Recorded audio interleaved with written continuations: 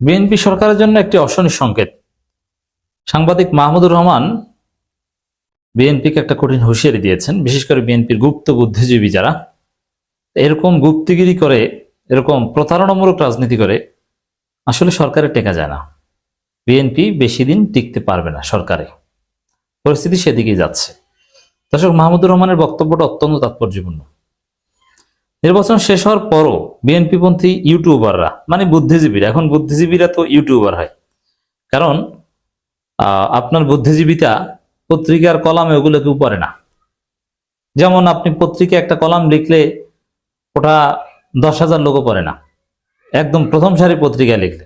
আর আপনি যদি ওইটা ইউটিউবের ভিডিওতে প্রেজেন্ট করতে পারেন, মিলিয়ন পিপল তাদের কাছে যায় এবং খুব সহজে তারা বুঝতে পারে বা আপনাকে রিয়াক্ট করে বা আপনার কলামের বা আপনার বক্তব্যের প্রভাব পড়ে। এজন্য এখন বিএনপিপন্থী বড় বুদ্ধিজীবী যারা, তারা সবাই ইউটিউবার। এটা সোশ্যাল বর্তমান তথ্য প্রযুক্তির রিয়ালিটি, যে আপনি আপনার বুদ্ধিজীবীতে ইউটিউবে কিংবা ফেসবুকে প্রচার করবেন। এমনকি যেসব পত্রিকার কলাম এখনো আমরা পড়ি, ওটাও ফেসবুক থেকেই পড়ি। তো দর্শক, নির্বাচন শেষ হওয়ার পরও বিএনপিপন্থী ইউটিউবাররা জুলাই সনদ এবং গণভোট নিয়ে রীতিমতো হাসি তামাশা করছেন। এখন এই যে জুলাই সনদ এবং গণভোট নিয়ে হাসি তামাশা করা এবং বিএনপির সাংগঠনিক অবস্থানও, বিএনপি সরকার অবস্থানও সেই হাসি তামাশা। দলিল, বিএনপি জুলাই সনদ অনুযায়ী বিএনপির এমপিরা সংবিধান সংস্কার পরিষদের সদস্য হিসেবে শপথ নেয়নি, যেটা অপরিহার্য। এই যে হাসি তামাশা, তুচ্ছ তাচ্ছিল্য, এটি বিএনপি সরকারের জন্য অশনি সংকেত এবং এই জন্য বিএনপি সরকারের পতন হলেও হতে পারে। আই এম সরি দ্যাট এই শব্দ ব্যবহার করতে হচ্ছে, বিএনপি সরকারের পতন হলেও হতে পারে। তবে বিএনপির হাত পা বাঁধা। যেমন দেখেন, বিএনপিকে ক্ষমতা এনেছে যুক্তরাষ্ট্র ভারতের একটা নেক্সাস। এখন একদিকে যুক্তরাষ্ট্রের পররাষ্ট্রমন্ত্রী বানাতে হয় ডক্টর খলিলকে, আর একদিকে ভারত বলেছে জুলাই সনদ বাস্তবায়ন করতে পারবে না, ওটাও মানতে হয়। আর একদিকে জনগণের কাছে কথা দিয়েছিল যে না, আমরা জুলাই সনদ বাস্তবায়ন করব, গণভোটে হা দিন। তারেক রহমান নিজে বলেছিল গণভোটে হা, এবং ভিডিওগুলো সব মজুদ আছে আমাদের কাছে। স্পষ্টভাবে সালাউদ্দিন আহমেদ বলেছিলেন, হ্যাঁ, একই দিনে জাতীয় নির্বাচন এবং গণভোট হলে গণভোটে যে রায় হবে সেটা আমরা মেনে নিব, গণভোটের রায় শিরোধার্য। এখন বলছেন যে এই শপথ নেওয়া সংবিধানে নাই। দেখেন, এই সরকারটা যদি জামাত সরকার হতো, এবং বিএনপি যা করেছে, বিএনপি এই 3 দিনে কথা, বিএনপি সরকার শপথ নেওয়ার 3য় দিনে আমি আলোচনা করছি, এই 3 দিনে যা করেছে, এটা যদি জামাত সরকার করত, এতক্ষণে সরকারের বিদায় ঘন্টা বা পতন ঘন্টা বেজে যেত। ভাগ্য ভালো বিরোধী দলে জামাত বিরোধী দল হিসেবে অনেকটা দুর্বল এবং ধৈর্যা, কার্যকর রোল প্লে করতে পারছে না। এখন এটার হয়তোবা দীর্ঘমেয়াদী কোনো ভালো দিক থাকতে পারে, কিন্তু আপাতত যা দেখা যাচ্ছে সেটা ধৈর্য বিরোধী দল জামাত। তো বিএনপি যা করেছে, এক শপথ কাণ্ডে সরকারের পতন ঘন্টা বেজে যেত। কিন্তু জামাত হয়তোবা খুব নিরীহ শান্ত, তারা দেখছে যে না, দেশটা স্থিতিশীল হোক, শান্তিপূর্ণভাবে চলুক। তো দর্শক, এমনকি দেখেন, নির্বাচনের দিন রাতে চাইলে কিন্তু জামাত লক্ষ কোটি লোককে রাজপথে নামিয়ে যেতে পারত, যে কারচুপি করে ফলাফল পাল্টে দেওয়া হয়েছে, সবাই রাস্তায় নেমে যান। কিসের নির্বাচন?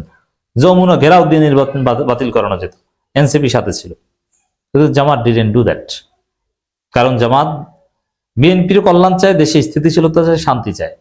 কারণ জামাত এই কাজটা করলে দেশ দীর্ঘদিনের জন্য আবার পিছিয়ে যেত, গণতন্ত্রের উত্তরণের পথে একটা বিরাট বাধা সৃষ্টি হতো। তো দর্শক, এই যে হাসি তামাশা করা গণভোট নিয়ে, এটা বিএনপি সরকারের পতন ডেকে আনবে বলে মনে করি। মাহমুদুর রহমান এদিকে ইঙ্গিত করেছেন, সরাসরি অবৈধ আখ্যা দিয়েছে কেউ কেউ যে গণভোট অবৈধ। সুতরাং নব্য বিএনপির গুপ্ত বুদ্ধিজীবীরা যে সবাই নাতে সিল দিয়েছে, এটা নিশ্চিতভাবে ধারণা করা যেতে পারে। এখন বিএনপির একাংশ না ভোট দিয়েছে, আবার তারেক রহমান হা ভোটের পক্ষে প্রচারণা চালিয়েছে। এখন এসে ওই নায়ের পক্ষে তারেক রহমান, কারণ তারেক রহমানের নেতৃত্বেই তো শপথ নেওয়া হয়নি। এখন জটিলতা অনেক তৈরি হয়েছে। জামাতের বিধান, জুলাই সনদের বিধান অনুযায়ী যে কজন সদস্য দরকার, 70 জন দরকার গণপরিষদ কার্যকর হতে, 70 জন হয়ে গেছে, এবং কোরাম হবে 60 জনে, তাও হবে। অতএব জামাত চাইলে কিন্তু একটা প্যারালাল সংবিধান তৈরি করে ফেলতে পারবে সংবিধান সংস্কার পরিষদের সদস্য হিসাবে, কিন্তু এটা ভার্চুয়ালি সম্ভব হলো, রিয়ালিটি বিবেচনায় সম্ভব নয়। কারণ সরকারে বিএনপি, রাষ্ট্রপতি হবে বিএনপি, রাষ্ট্রপতি সিগনেচার না করলে তো হবে না।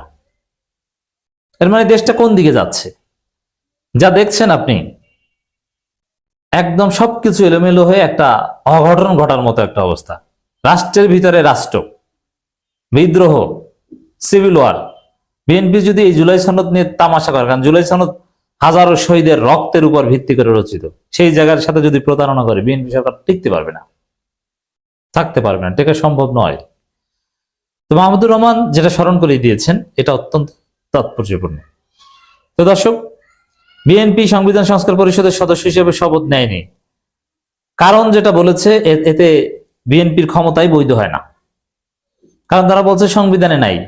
সংবিধানে কি হাসিনা পালিয়ে যাওয়ার কথা আছে? প্রধান বিচারপতি শিশির মনির একটা আলোচনা চমৎকার ভাবে এগুলো তুলে ধরেছেন একটা টেলিভিশন আলোচনায়।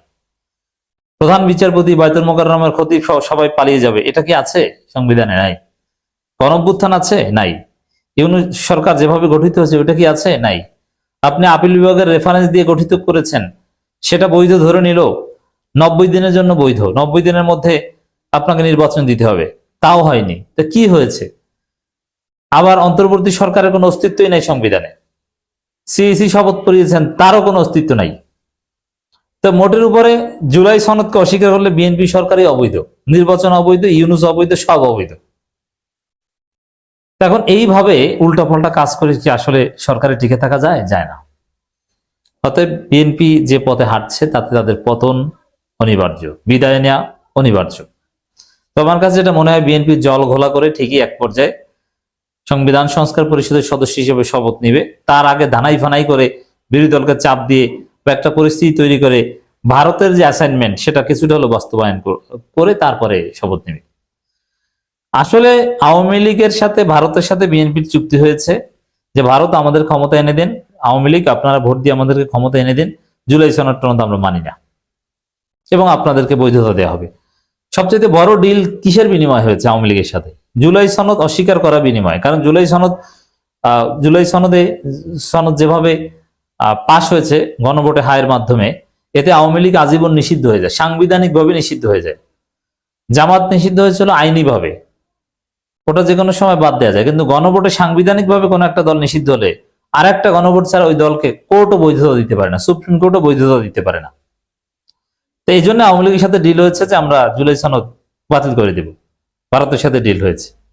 কিন্তু সরকারে টিকে থাকতে পারবে না জুলাই সনদকে এভাবে অস্বীকার করলে। এই জন্য কিছুদিন পর আওয়ামী লীগ এবং ভারতের সাথে প্রতারণা করে বিএনপি জুলাই সনদ গ্রহণ করতে পারে বা শপথ নিতে পারে। তাতে যেটা হবে, সব জায়গায় প্রতারক হিসেবে আখ্যায়িত হবে। এভাবে প্রতারক চরিত্র নিয়ে তো আপনি ক্ষমতায় থাকতে পারবেন না।